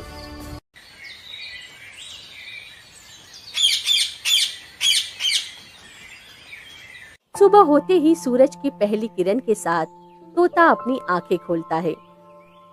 अंजू, तुम्हारी ममता ने आज काल के मुंह से मुझे खींच लिया है। तुम एक बहुत ही महान लड़की हो। अरे, तुम बोल रहे हो? क्या मैं कोई सपना देख रही हूँ? एक पक्षी इंसानों की तरह कैसे बात कर सकता है? डरो मत, मैं कोई आम तोता नहीं हूँ। मैं एक भविष्यवक्ता हूँ। मुझे आने वाले कल की हर घटना पहले से ही दिख जाती है। मैं जानता हूँ कि माया ने हार चुराया था और विक्रम ने उसे तुम्हारे कमरे में छिपाया था। अगर तुम ये सब जानते हो तो क्या तुम मेरी बेगुनाही साबित कर सकते हो? क्या तुम दुनिया को बता सकते हो कि मैं चोर नहीं हूँ? पूरा गांव मुझे धिक्कार रहा है। वक्त आने पर सब होगा, पर पहले तुम्हें अपनी शक्ति पहचाननी होगी। ईश्वर ने तुम्हारी मदद के लिए ही मुझे यहाँ भेजा है। सुनो, इस वक्त राजा प्रताप सिंह पास के शिकार गांव में आने वाले हैं। तभी अचानक वहाँ पर एक बहुत ही सुंदर मोर पंख फैला कर आता है। ये तो साधारण मोर नहीं लग रहा, इसके पंखों की चमक तो पूरे जंगल को रोशन कर रही है। ये यहाँ क्यों आया है? अंजू, ये स्वर्ण मोर है। ये केवल उन्हीं के सामने आता है जिनका मन पवित्र होता है। ये तुम्हें उस जगह ले जाएगा जहाँ राजा का काफिला गुजरने वाला है। ये मोर राजा के दुश्मनों की साजिश को पहचानता है। अंजू, डरो मत, मेरे पीछे आओ। राजा की जान खतरे में है। अगर तुमने आज राजा को बचा लिया तो तुम्हारी तकदीर का ताला खुल जाएगा। हाँ। तभी तोता और अंजू मोर के पास आते हैं। राजा की जान खतरे में? पर मैं तो एक मामूली लड़की हूँ। मैं एक राजा को कैसे बचा सकती हूँ? और उनके सैनिक तो मुझे पास भी नहीं आने देंगे। तुम्हें घबराने की कोई जरूरत नहीं है। मैं तुम्हारे कंधे पर रहूंगा और मोर तुम्हें रास्ता दिखाएगा। राजा के शत्रुओं ने पहाड़ी के ऊपर एक विशाल पत्थर बांध रखा है जो राजा के ऊपर गिराने की योजना है। अगर ये सच है तो हमें अभी निकलना होगा। किसी निर्दोष की जान बचाना सबसे बड़ा धर्म है, चाहे वो राजा हो या फिर कोई आम आदमी। तो चलो, हमें दोपहर होने से पहले उस संकरी घाटी में पहुंचना होगा जहां राजा का घोड़ा रुकेगा। अंजू अपनी पोटली उठाती है, मोर आगे आगे चलता है और तोता अंजू के कंधे पर बैठ जाता है। वे घने जंगल के बीच से एक गुप्त रास्ते की ओर बढ़ते हैं। दूसरी ऊपर पहाड़ी पर कुछ गुंडे एक विशाल पत्थर को रस्सियों से बांधकर खड़े थे। अरे सावधान, राजा की सवारी बस कुछ ही पलों में यहाँ पहुँचने वाली है। जैसे ही राजा का सफेद घोड़ा उस पत्थर के पास आए, रस्सियाँ काट देना। हाँ, यह पत्थर सीधे राजा के ऊपर गिरेगा। किसी को पता भी नहीं चलेगा कि ये एक दुर्घटना थी या हत्या थी। राजा के मरते ही राज्य हमारा होगा। नीचे झाड़ियों के पीछे अंजू, तोता और मोर छिपे हुए हैं। अंजू का चेहरा डर और चिंता से पीला पड़ गया है। तोते भाई, ऊपर देखो, वो लोग कुल्हाड़ी लेकर तैयार खड़े हैं। मुझे तो यकीन नहीं हो रहा है कि इंसान इतना क्रूर कैसे हो सकता है। राजा ने उनका क्या बिगाड़ा होगा? अंजू, सत्ता का लालच इंसान को अंधा कर देता है, पर तुम अपनी हिम्मत मत हारना। जादुई मोर तुम्हें रास्ता दिखाएगा और तुम्हें बिना डरे रास्ते के बीच में जाकर खड़ा होना होगा। अंजू, डरो मत। जब मैं अपना पंख फैलाऊं तो तुम तेजी से दौड़ना। मैं अपनी चमक से दुश्मनों की आंखों में चौधियाहट पैदा कर दूंगा। थोड़ी देर बाद घोड़ों की टापों की आवाज आने लगती है। राणा प्रताप सिंह अपने सेनापति और अंगरक्षकों के साथ शान से आ रहे हैं। महाराज, यहाँ का रास्ता बहुत संकरा है, हमें सावधानी से निकलना होगा। जंगली डाकू अक्सर ऐसे रास्तों का फायदा उठाते हैं। सेनापति, तुम व्यर्थ ही चिंता करते हो। हमारे सैनिक इतने चौकन्ने हैं कि परिंदा भी पर नहीं मार सकता। चलो, तेजी से बढ़ो। राजा को आता देख अंजू झाड़ियों से निकलकर बीच रास्ते में आकर खड़ी हो जाती है। रुकिए महाराज, रुकिए, आगे कदम मत बढ़ाइए। ऊपर पहाड़ी पर मौत आपका इंतजार कर रही है, पीछे हटिए। कौन है ये लड़की? सैनिकों, इसे घेर लो।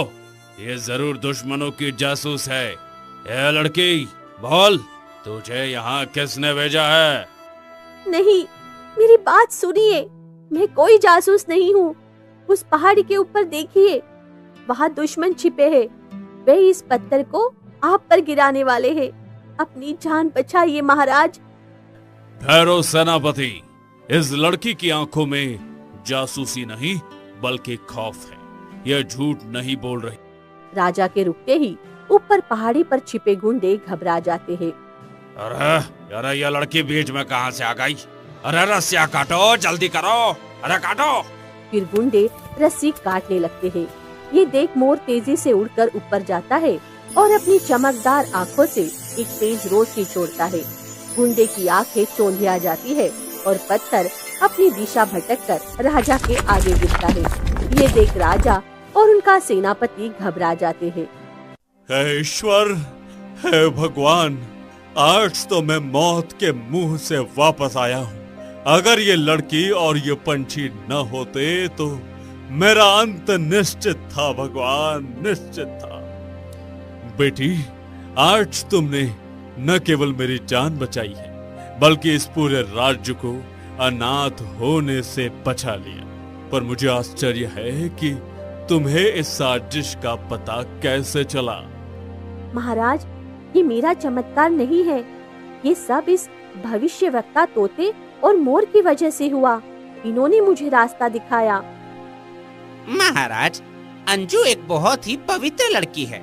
समाज ने इस पर चोरी का कलंक लगाया, पर इसके मन में किसी के लिए कोई मेल नहीं है। इसने भूखे रहकर भी मेरी सेवा की और मेरी जान बचाई है। चोरी का कलंक?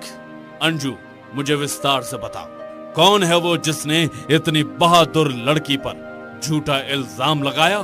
अरे मेरे राज्य में अन्याय के लिए कोई जगह नहीं है। महाराज, मैं एक जमींदार के घर बर्तन धोती थी। जमींदार और मालकिन बहुत अच्छे थे, पर उनकी बेटी माया और माया का प्रेमी विक्रम ने मिलकर मुझ पर हार चोरी का आरोप लगाया। उन्होंने मुझे अपमानित करके गांव से बाहर निकाल दिया। घोर अन्याय सेनापति! सुना आपने? जिस लड़की ने राजा के प्राण बचाए उसे समाज ने दुत्कारा है। अंजू, आज से तुम बेसहारा नहीं हो। तुम आज से इस राज्य की राज अतिथि हो। चलो हमारे साथ महल, हम खुद तुम्हारी बेगुनाही साबित करेंगे। महाराज, मैं भी आपके साथ चलूंगा। न्याय के रास्ते में रोशनी दिखाना मेरा काम है।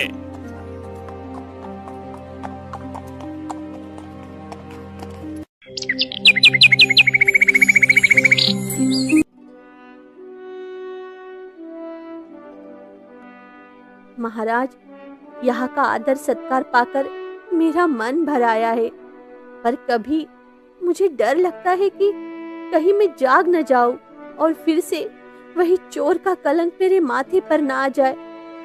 अंजू, डरो मत।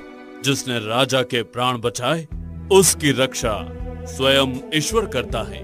पर मुझे बताओ, तुम्हारे गांव के जमींदार का नाम क्या है? मैं आज ही न्याय की घोषणा करूंगा। महाराज रुकिए, समय बहुत कम है। मैंने भविष्य में देखा है कि माया और विक्रम अब जमींदार साहब की पूरी संपत्ति हड़पने की योजना बना रहे हैं। क्या वे मालिक और मालकिन को नुकसान पहुंचाना चाहते हैं? पर वो तो उनकी बेटी है। लालच अंधा होता है अंजू।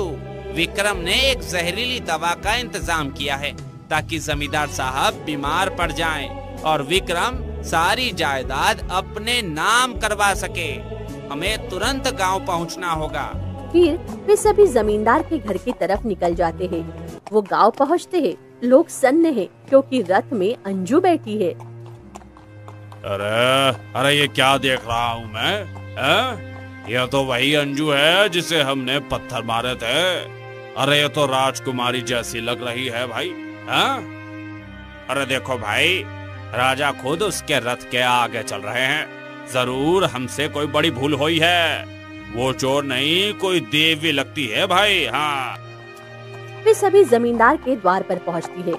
जमींदार बीमार हालत में बिस्तर पर लेटे हैं। माया पास में ही खड़ी है। और विक्रम हाथ में कागजात लेकर खड़े हैं। तभी राजा अंदर दाखिल होते हैं। महाराज, आप यहाँ? इस छोटे से गांव में आपका स्वागत है। जमींदार साहब, हम यहाँ अतिथि बनकर नहीं बल्कि न्याय की तलवार लेकर आए हैं। हमें खबर मिली है कि आपके घर में कुछ सांप पल रहे हैं। विक्रम, जाग जाओ, दिखाओ वो कागज जो तुम जमींदार साहब से साइन करवा रहे थे। महाराज, ये तो बस मामूली कागज है महाराज। मैं तो बस इनकी सेवा कर रहा हूँ। मोर अपने दिव्य रोशनी विक्रम की आंखों पर छोड़ता है। विक्रम के हाथ से कागज गिर जाते हैं और उसकी जेब से एक छोटी सी शीशी बाहर निकल जाती है। महाराज, उसी शीशे को देखिए, वही वो जहर है जो विक्रम जमींदार साहब के खाने में मिला रहा है। और माया ने वो असली हार अपने कमरे के संदूक के नीचे छिपा रखा है, जो उसने अंजू को फंसाने के लिए दोबारा चुराया था। सेनापति, जल्दी तलाशी लो। सेनापति कमरे में जाता है, संदूक के नीचे से हार निकालकर बाहर आता है। माया, तूने अपनी ही माँ के गहने चुराए और उस बेचारी अंजू पर इल्जाम लगाया जिसने रात दिन हमारी सेवा की। तू इतनी गिर सकती है? अपराध सिद्ध हो चुका है। माया, तुमने जलन में एक मासूम सी जिंदगी बर्बाद की और विक्रम, तुमने एक परिवार को खत्म करने की साजिश रची। सेनापति, इन दोनों को जेल में डलवाओ। रुकिए महाराज, मेरा एक निवेदन है। कहो अंजू, आज तुम्हारा हर शब्द कानून है। माया मेरी बहन जैसी है, उसे जेल मत भेजिए। उसे इस गांव की गलियों में झाड़ू लगाने और लोगों की सेवा करने का दंड दे दीजिए, ताकि उसका घमंड टूट सके और विक्रम को कड़ी सजा मिलनी चाहिए। अंजू, तू कितनी महान है। हमने तुझे अपमान दिया और तूने हमें जीवन दे दिया। क्या तू हमें माफ कर पाएगी? आज से अंजू इस पूरे इलाके की राज प्रतिनिधि होगी और ये मोर और तोता हमेशा इसके साथ रहेंगी। इस तरह अंजू की सच्चाई और पक्षियों के साथ ने साबित कर दिया कि नेकी कभी हारती नहीं है। षड्यंत्र रचने वाले माया और विक्रम बेनकाब हुए थे और अनाथ अंजू अपनी दयालुता से राजा प्रतिनिधि बन गई है। तो दोस्तों, आपको हमारी ये कहानी कैसी लगी हमें कमेंट बॉक्स में जरूर बताइए और ऐसी ही मजेदार कहानियाँ सुनने के लिए हमारे चैनल को लाइक एंड सब्सक्राइब करना बिल्कुल ना भूले। धन्यवाद।